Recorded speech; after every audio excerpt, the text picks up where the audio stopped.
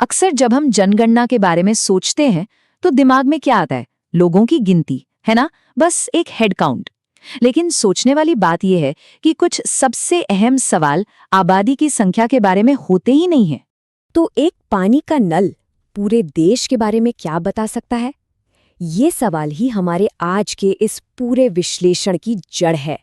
मतलब सोचकर देखिए, किसी के घर में लगा एक मामूली सा नल, वो 1 अरब से ज्यादा लोगों की जिंदगी की पूरी कहानी कैसे कह सकता है? सुनने में थोड़ा अजीब जरूर लगता है ना? पर चलिए आज इसी पहेली को सुलझाते हैं। तो इसका जवाब छिपा है जनगणना के एक बहुत खास हिस्से में, जिसे कहते हैं मकान सूचीकरण और मकान की गणना। इसको आप ऐसे समझ सकते हैं कि ये पूरे देश का एक तरह का हेल्थ चेकअप है।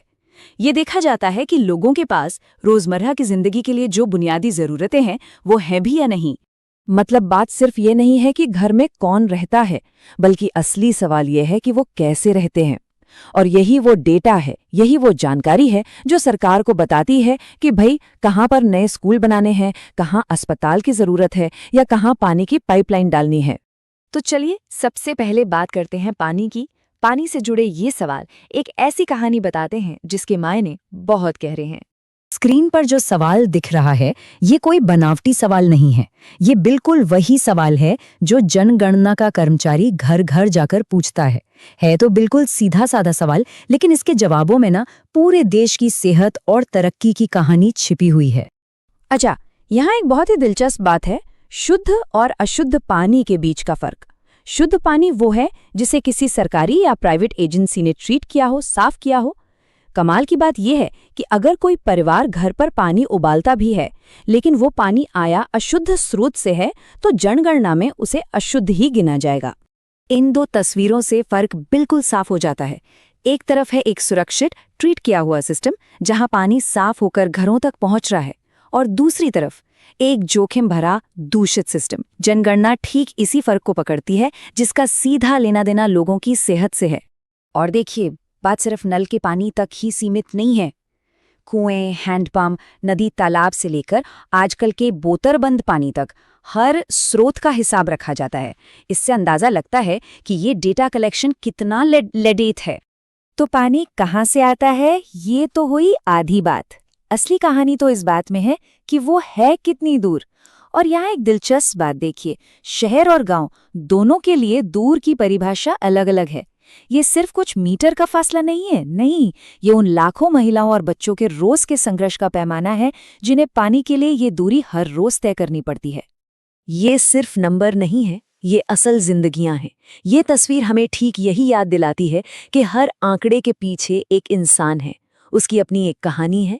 अच्छा, पानी के बाद अब बात करते हैं रोशनी की। ये भी जिंदगी की एक बेहद बुनियादी जरूरत है। तो चलिए देखते हैं कि जनगणना हमें ऊर्जा यानी एनर्जी तक पहुंच के बारे में क्या बताती है। किसी घर में रोशनी का मुख्य जरिया क्या है? ये सिर्फ एक सवाल नहीं, बल्कि ये विकास, सुरक्षा और बच्चों की पढ़ाई के मौकों का एक बहुत बड़ा इंडिकेटर है। तो सबसे पहले रोशनी का सबसे अच्छा और विकसित सोर्स बिजली, ये तरक्की का एक पैमाना है। और मजे की बात यह है कि जनगणना सिर्फ पुरानी चीजों पर ही नहीं अटकी है, वो भविष्य की तरफ भी देख रही है। ये रिकॉर्ड कर रही है कि कैसे घर घर में सोलर एनर्जी जैसे नए और साफ सुथरे विकल्प अपनाए जा रहे हैं। फिर आता है केरोसिन, बिजली का एक आम विकल्प, लेकिन ये उतना कारगर नहीं है और सेहत के लिए भी अच्छा नहीं माना जाता।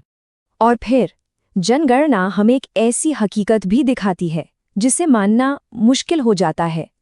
ये शायद सबसे चौंकाने वाला आंकड़ा है, वो परिवार जिनके पास रोशनी का कोई भी स्रोत नहीं है। अब हम आते हैं अपने आखिरी और शायद सबसे संवेदनशील मुद्दे पर, स्वच्छता। ये सिर्फ बीमारियों को रोकने के लिए ही नहीं, बल्कि एक इंसान के आत्मसम्मान के लिए भी बहुत जरूरी है। यहाँ एक छोटा लेकिन जरूरी फर्क समझना होगा। साझा शौचालय मतलब कुछ जाने पहचाने परिवार मिलकर इस्तेमाल करते हैं, जबकि सार्वजनिक शौचालय कोई भी इस्तेमाल कर सकता है। जाहिर है, दोनों में प्राइवेसी और साफ सफाई का स्तर बहुत अलग होता है। अब देखिए, जनगणना में ना टॉयलेट की करीब 10 अलग-अलग कैटेगरीज होती हैं, जो थोड़ा कंफ्यूजिंग हो सकता है। तो इसे समझने का एक बहुत आसान तरीका है ये स्वच्छता की सीढ़ी। ये शुरू होती है सबसे असुरक्षित तरीके से, मतलब खुले में शौच से, और जाती है सबसे सुरक्षित विकल्प तक, यानी पाइप वाले सीवर सिस्टम तक। तो ये सीढ़ी हमें एक तरह से दिखाती है कि हमारा देश सुरक्षित साफ सफाई की तरफ एक-एक कदम करके कैसे आगे बढ़ रहा है।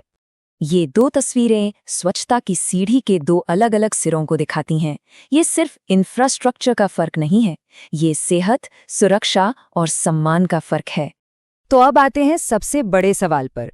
ये अलग-अलग घरों से इकट्ठा की गई सारी जानकारी मिलकर क्या करती है? ये शासन के लिए एक शक्तिशाली टूल कैसे बनती है? तो आखिर में इन सब का क्या मतलब निकलता है? मतलब ये है कि ये डेटा कलेक्शन सिर्फ नंबर जमा करना नहीं है, ये देश भर के लाखों घरों की कहानियों को एक ऐसी भाषा में बदलने जैसा है जिसे पॉलिसी बनाने वाले समझ सकें और फिर उस पर कोई एक्शन ले सकें। और ये जरूरी क्यों है? क्योंकि आंकड़ों का ये नक्शा सिर्फ कागज पर नहीं रहता। इसी के आधार पर यह तय होता है कि कहाँ नई पानी की पाइपलाइन बिछेगी, कहाँ बिजली के खंभे लगेंगे और कहाँ नए टॉयलेट बनाए जाएंगे। इसका सीधा असर हम सबकी जिंदगी पर पड़ता है। तो हमने देखा कि कैसे पानी, बिजली और साफ सफाई से जुड़ा हर एक जवाब एक बहुत बड़ी कहानी का छोटा सा हिस्सा है। तो ये सारी बातें हमें सोचने पर मजबूर करती हैं, है ना?